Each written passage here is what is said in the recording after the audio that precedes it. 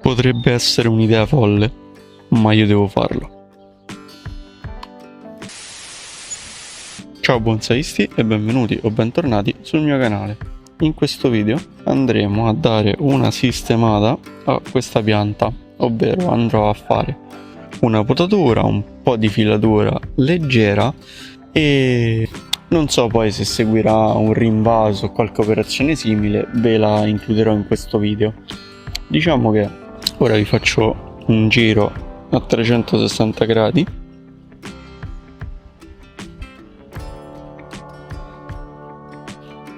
della pianta. Ho già intenzione di abbassarla, vi devo dire, però comunque mi perplime molto questa pianta, soprattutto perché, come vedete perfettamente, questi due rami, che sarebbero eventualmente primo e secondo ramo, sono molto più piccoli di questo qua. Ciò che cosa ci indica? Che la pianta, soprattutto durante quest'anno, ha avuto una forte spinta qui e non su questi due. Tra l'altro, un altro problema che mi preoccupa un pochettino è all'effettivo il piede, perché c'è tutta questa parte che è secca e poi questa curva che effettivamente non so come nascondere. Credo che verrebbe comunque una brutta pianta se imposto, diciamo, il primo ramo qui, quindi sono costretto ad utilizzare questi due rami, a meno che non vada a fare magari una margotta in mezzo, che potrebbe essere un'idea, ma potrebbe significare anche molto probabilmente la perdita della pianta. Quindi sto cercando un pochettino di capire, punterei più che altro su l'impostazione che volevo dargli adesso, quindi continuare così e via, perché diciamo andare a snaturare questa pianta non è un lavoro poi così semplice. Quindi ora andrò a fare una filatura, una piccola potatura come dicevo prima, abbasserò l'apice perché qui voglio tagliare qui mantenendo solamente questo ramo e continuare l'apice con questo. Poi vedrò, non è un lavoro semplice, c'è bisogno di molta fantasia, insomma, perché comunque a molte persone non piace questo movimento che ha questo tronco. Il problema è che è un movimento naturale, era già così quando è stata raccolta, quindi smetto di annoiarvi e andiamo con la lavorazione. Come vi avevo annunciato, ho fatto una leggerissima potatura e infatti probabilmente non me ne accorgerete. Ora inizio a fare con voi la filatura e poi la finisco da solo, come sapete, sia per un motivo di comodità, sia perché comunque, diciamo, la filatura ve l'ho fatta vedere più volte nei vari video e quindi più o meno dovreste aver capito come va fatta.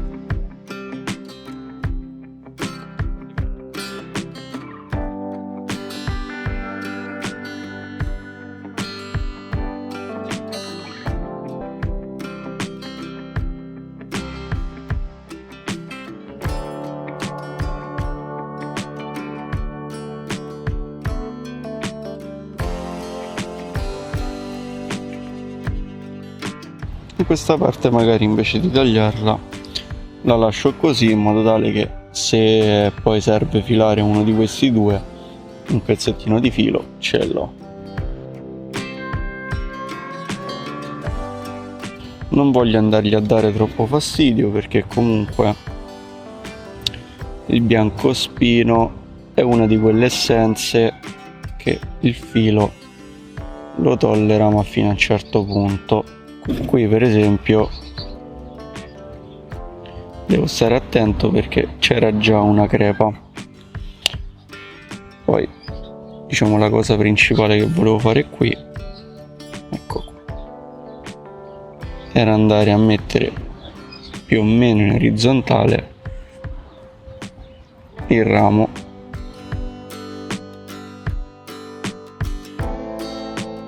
Poi andrà risistemato e abbassato un pochettino, ma non voglio neanche sterzarlo troppo perché ho paura che, diciamo, non cresca questo rispetto a quello sopra.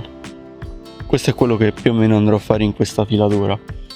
Diciamo che i miracoli non riesco a farli ancora, quindi se la pianta è così devo cercare di adattarmi a quello che sono le sue caratteristiche, insomma. Ci vediamo con l'altra parte del video. Potrebbe essere un'idea folle, ma io devo farlo.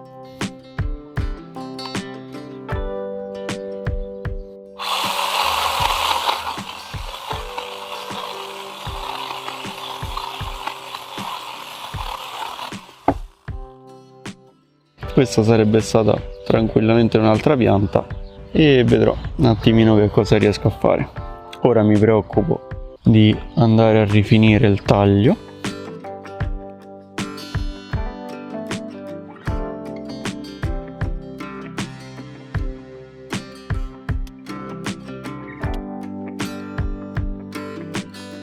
Ho fatto un bel casino, ma secondo me ne è valsa la pena. Una cosa che mi devo ricordare è di fissarla meglio la prossima volta, che con questo fil di ferro commesso mi risulta un po' difficile. Ora posso andare a affilarla. Non sono pazzo, sono un visionario.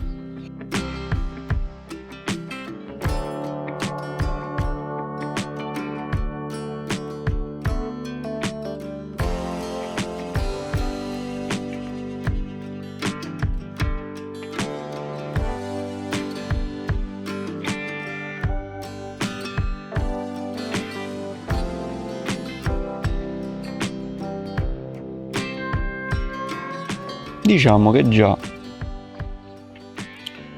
posso ritenermi abbastanza soddisfatto. Questo ramo andrà più giù, che tende ad andare molto giù. Questo probabilmente in futuro salterà, però aver compattato così tanto la pianta mi permette di fare belle cose. Ora, importantissimo qui il cicatrizzante.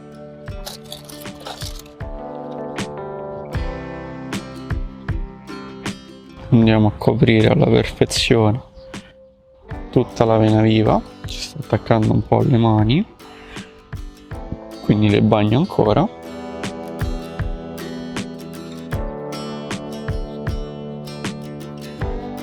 Sono soddisfatto della mia intuizione, della mia scelta. Ora vediamo un pochettino come prosegue. Quindi ora siamo a quasi Capodanno e sicuramente questo video conterrà un'altra parte in cui vediamo lo sviluppo primaverile principalmente. Quindi ci vediamo lì.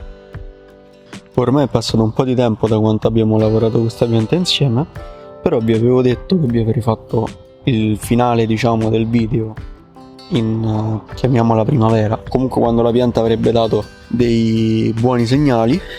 E vi faccio vedere, oggi è il 4 febbraio 2025 e se vedete qui e qui per esempio ha queste gemmine verdi. Tra l'altro anche il resto della pianta è strapiena di gemme, anche qua su. Così poi piano piano probabilmente riuscirò ad impostarla. Quindi ora è da vedere solamente quest'anno come si comporterà. Sicuramente gli dovrò stare molto più dietro rispetto a quanto ho fatto negli anni precedenti. Detto ciò, io vi ringrazio per la visione, vi invito ad iscrivervi al canale, commentare, mettere mi piace, condividere e tutto quello che di solito si chiede su YouTube. Fatemi sapere nei commenti voi cosa ne pensate di questa scelta che ho fatto. È una scelta audace secondo me, però ha dato una nuova vita alla pianta. Poi andrà sistemato anche qui sotto per capire dov'è il secco e dov'è il vivo, però comunque è stato fatto uno step importante qui su. Quindi voi ditemi la vostra, soprattutto su questo taglio. Vi ricordo il canale Telegram delle offerte, trovate il QR code qui a video, sapete già tutto, non serve che ve lo ripeto, e se non lo sapete andate sul canale e scoprirete di che cosa si tratta. E noi ci rivediamo sempre domenica prossima con un nuovo video. Buon bonsai!